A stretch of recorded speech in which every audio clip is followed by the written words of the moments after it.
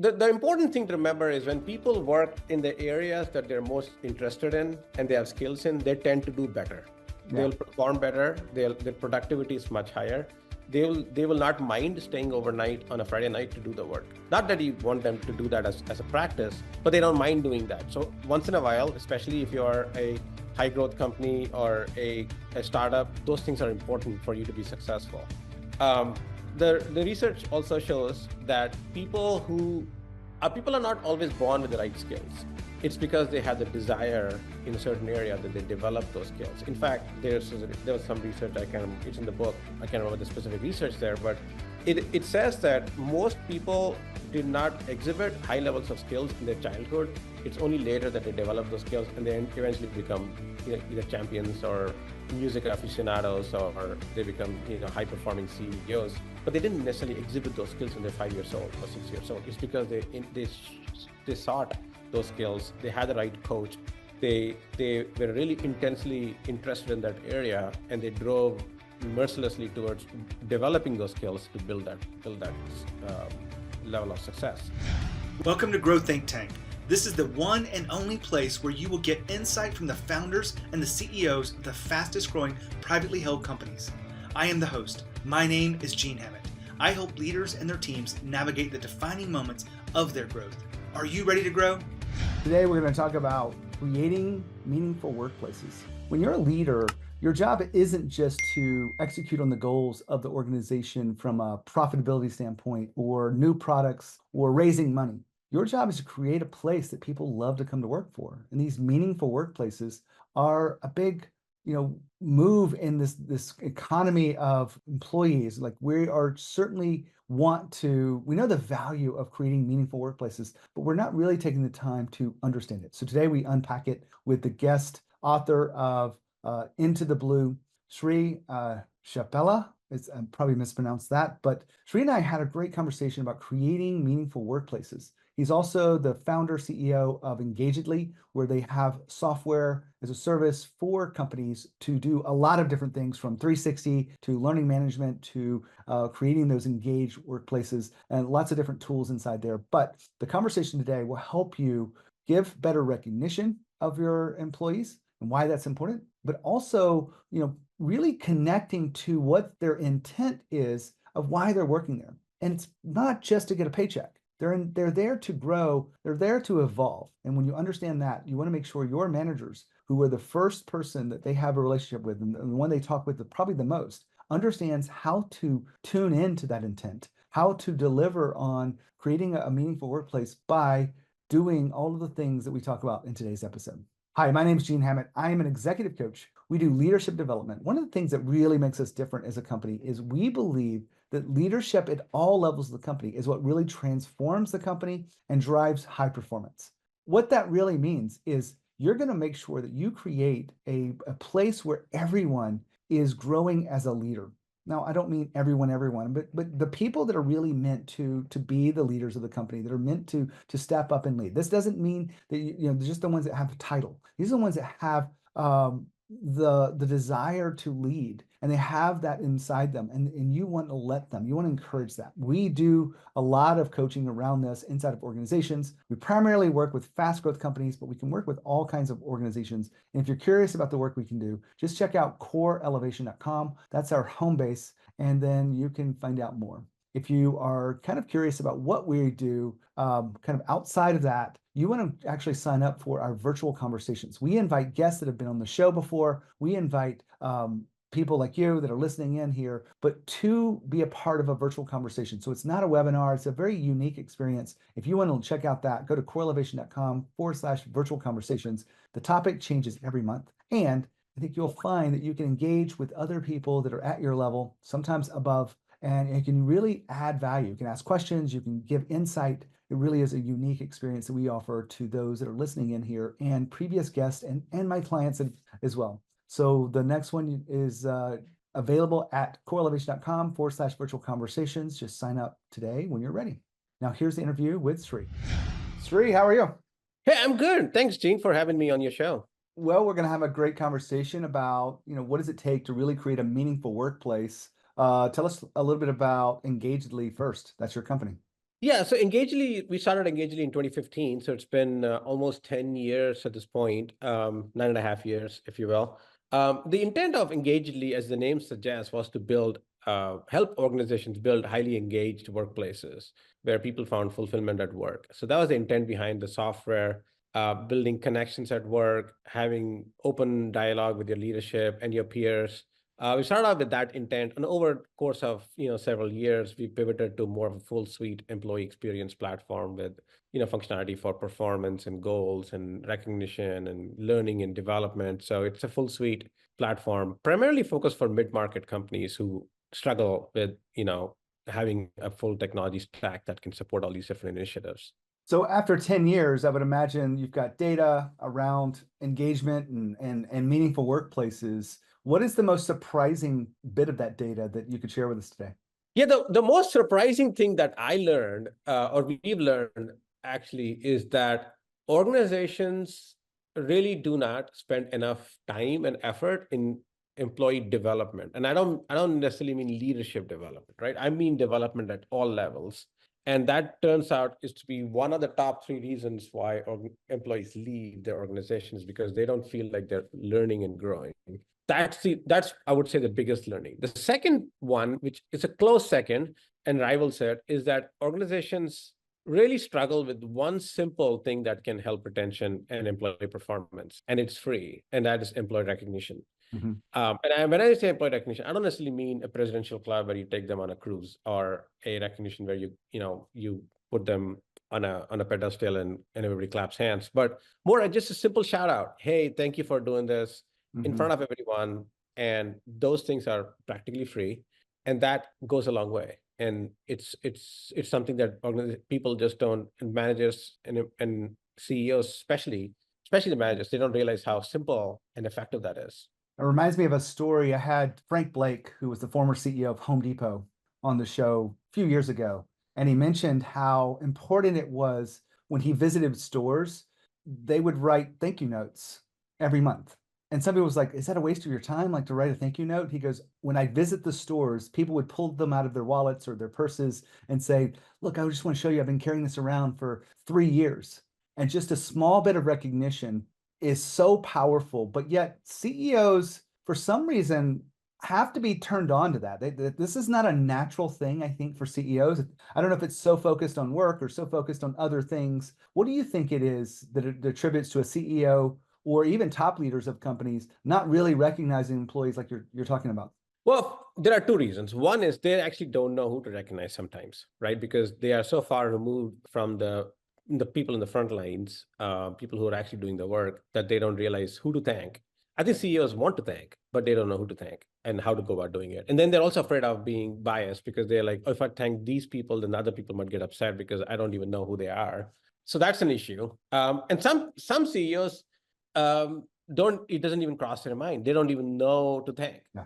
That I should go and thank these people. They'll do a generic thank you, like, oh, thank you, everyone, you're part of my team, which every CEO does. I read that email myself as well every quarter, but I thank everyone. But one of the things I try to do is every few days, I will pick one person in my organization. And obviously, I'm a little bit blessed in the way that my organization is fairly small. It's only 115 people. So it's easy for me to do that than somebody like a Home Depot CEO who has 100,000 people. It's much difficult in those situations. So I think for them, I would say it needs to be a part of the culture where every manager, every line manager and director and the store manager or whoever in the hierarchy of that relationships know to thank people below them, and then even nominate people to the CEO or the committee that the CEO may form for these things. So it needs to be part of an ingrained culture if it is not a small company.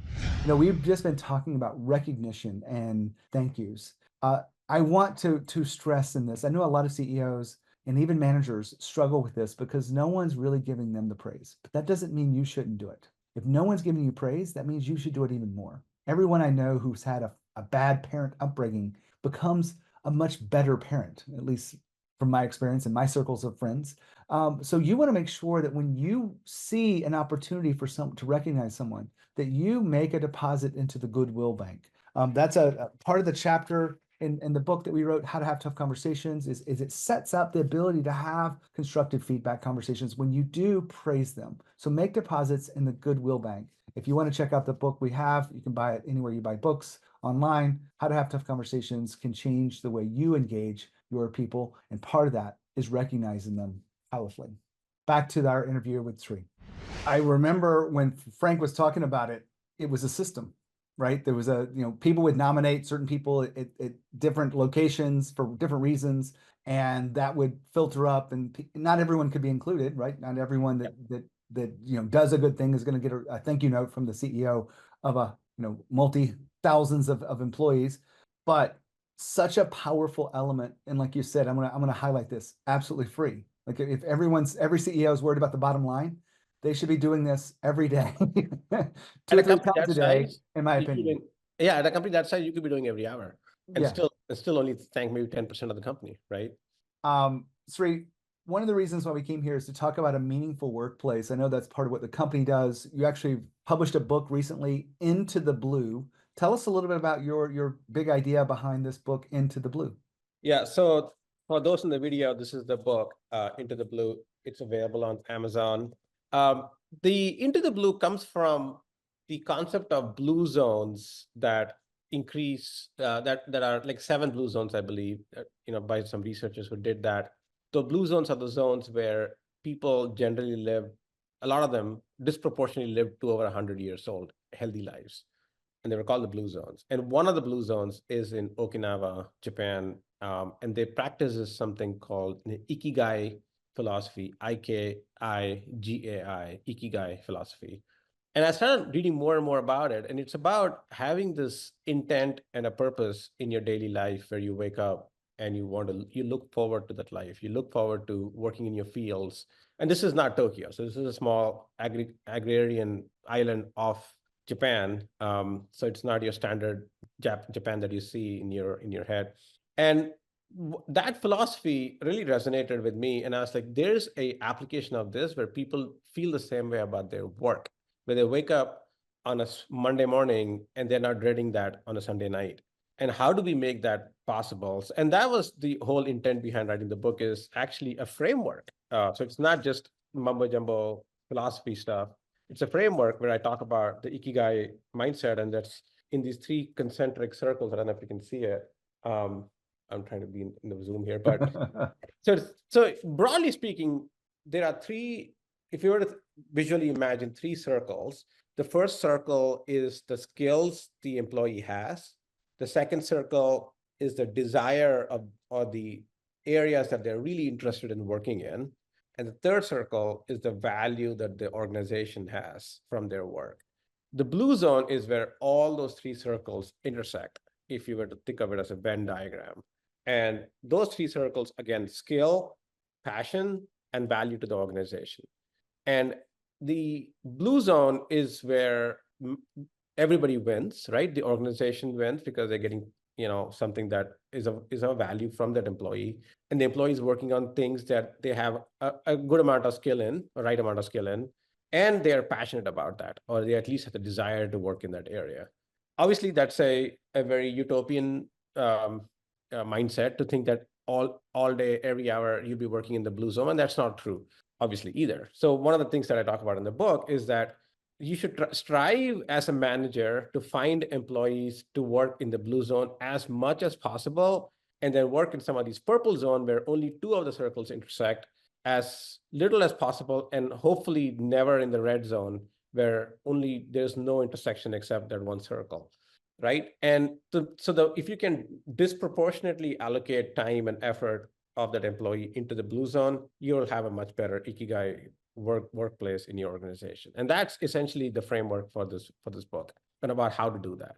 I'm curious if you include in the book about why this is really important, because I know from when I was a young employee, didn't have a business idea yet. I think I was an entrepreneur at heart, but I knew I needed to get skills to be an entrepreneur. And so that really drove me, as to gain the skills that I saw would be valuable future in my life. And it was a 9-year journey for me. And I think, a lot of people don't really understand that. So, when you look at, the research behind this, what did you discover?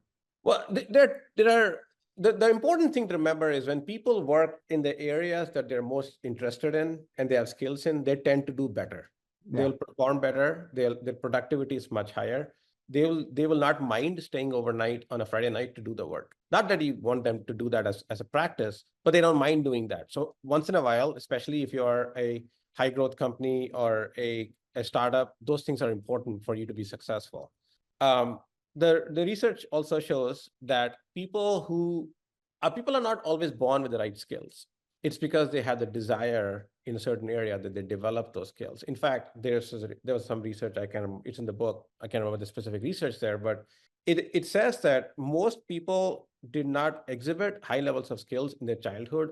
It's only later that they develop those skills and then eventually become, either champions or music aficionados, or they become, high performing CEOs. But they didn't necessarily exhibit those skills when they're 5 years old or 6 years old. It's because they sought those skills. They had the right coach.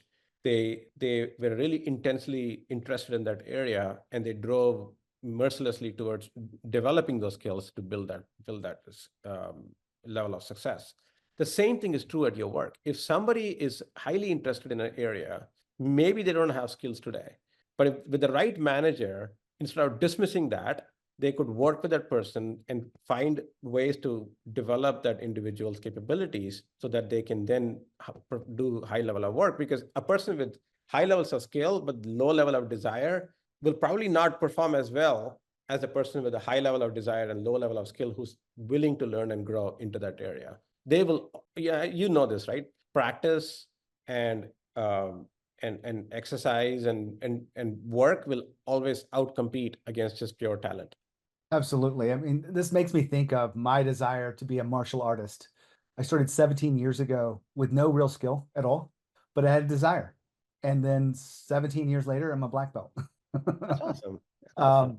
And at work, I think it's very similar. I think we think a lot alike about this, that we as managers, because the managers have the closest relationship to the employees, the CEOs may be 1 or 2 or 5 people or levels removed, but those managers need to tune in to what that person cares about, what's driving them, and then help them develop a path that aligns around those skills. And that's what you're saying with your diagram, and it's valuable to the company at the end of the day, because if someone wants to learn a specific skill in coding or writing or public speaking or whatever, they're going to treat work very differently than those that are just kind of doing it for a paycheck.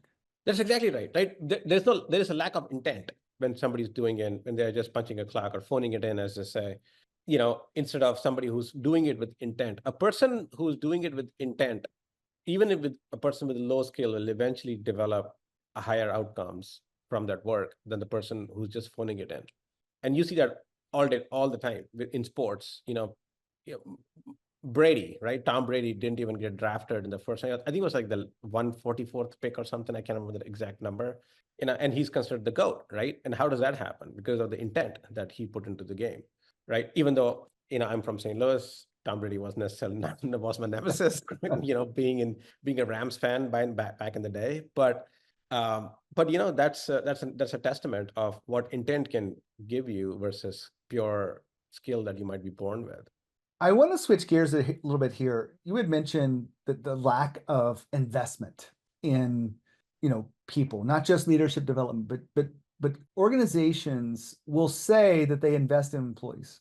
They will say it's important, but then you ask them, how are you doing it?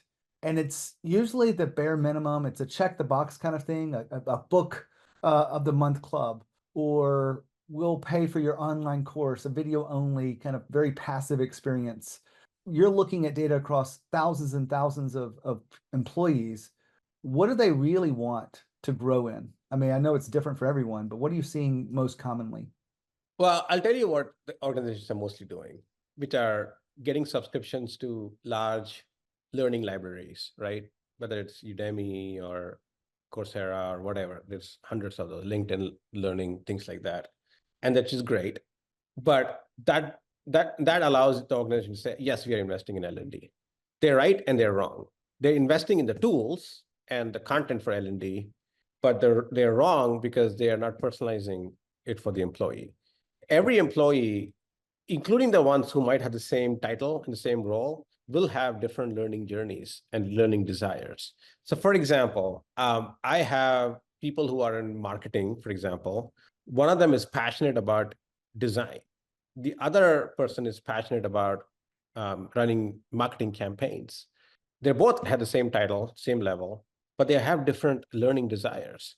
And what you need in an organization is to be able to understand what those personalized growth drivers are and put together a L&D plan for that individual that is really pinpoints. So it's like spearfishing instead of a spray gun approach, right? And say, what is the learning journey that I need to have for this employee versus this employee? And that requires intent. Again, I'm going to use that word again, because the manager has to show intent and the employee has to show intent that this is the learning path I want to go towards. Now, that's where the tools then come in handy, because all these tools and content libraries have some learning content for each of those areas. So you can obviously do that. But so much of the content is also free on YouTube and other areas, or you can go to webinars and conferences. But there are many ways. You learn in many different ways. There are learning techniques from just taking online training, but you can also get a coach. You can get a mentor. You can partner with a peer within your organization who has better skills in that area, and they can coach you, or they can, help you get better at that. Or you can take on projects that as a gig, if you will, as a side gig, that might be outside of your realm of your work. For example, if you're in marketing, maybe you take on a project for product design, which is not necessarily part of your realm, but that helps you develop those skills while contributing to the organization as a whole. So there are multi-modalities of this learning and training that I think is ultimately what organizations really need to move to, instead of thinking of learning and development as either a very singular dump a bunch of training, or put everybody through the same type of training, but really personalize it for each employee. Now, Sri's been talking about the learning journey. Now, one of the things that we've learned as an organization, helping teams be better leaders and helping companies execute and grow at a faster level with predictability, is that you can't just rest on a book alone. I know I wrote a book. My hope is that they will live the book. They will, do workshops on it. They will talk about it. They will discuss it. Maybe even bring in our trainers to come in and really help them through making this a part of their culture.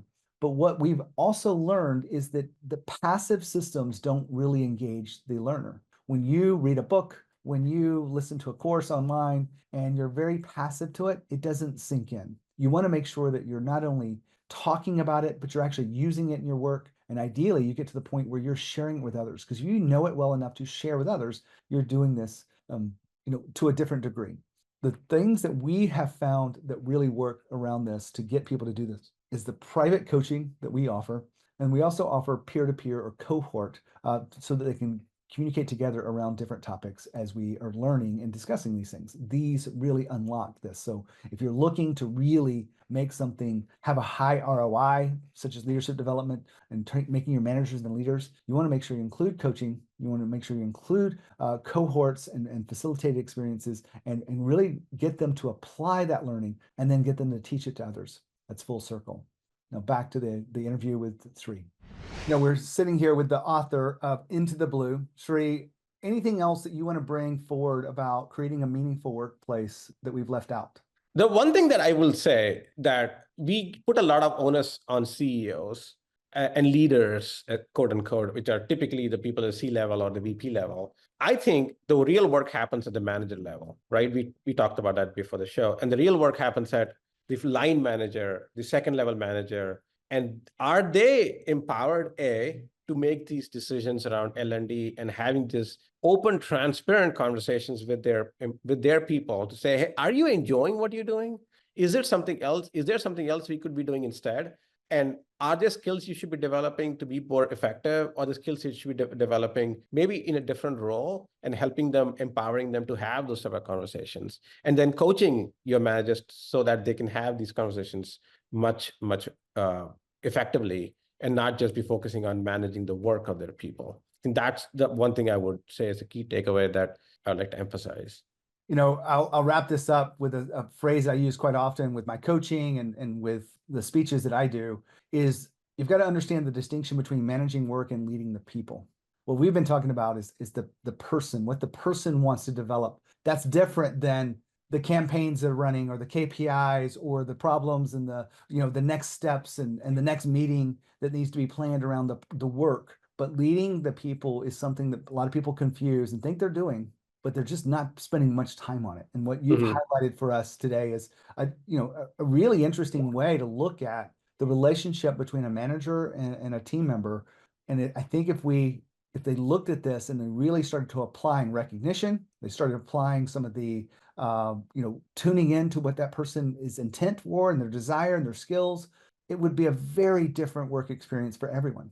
Yeah. The one thing I will add, though, is managers should also be bold enough to let that person go if they can't find a blue zone for that employee in their team. It's a lot of managers like to hoard talent, and I think that hurts the organization at large. Yeah. So managers have to be willing to let that person go for the greater good of that employee and the organization. Thanks for being here. Thank you. Wow, another great interview here. I love talking about creating meaningful workplaces, and this really was a great interview. You want to recognize your people more. You want to tune in to what is driving them, what skills they want to drive, what their intent is. When you do that well, hopefully you can create a meaningful workplace where they're growing and they're truly engaged around the work that they do. When you think of growth and you think of leadership, think of Growth Think Tank. As always, lead with courage. We'll see you next time.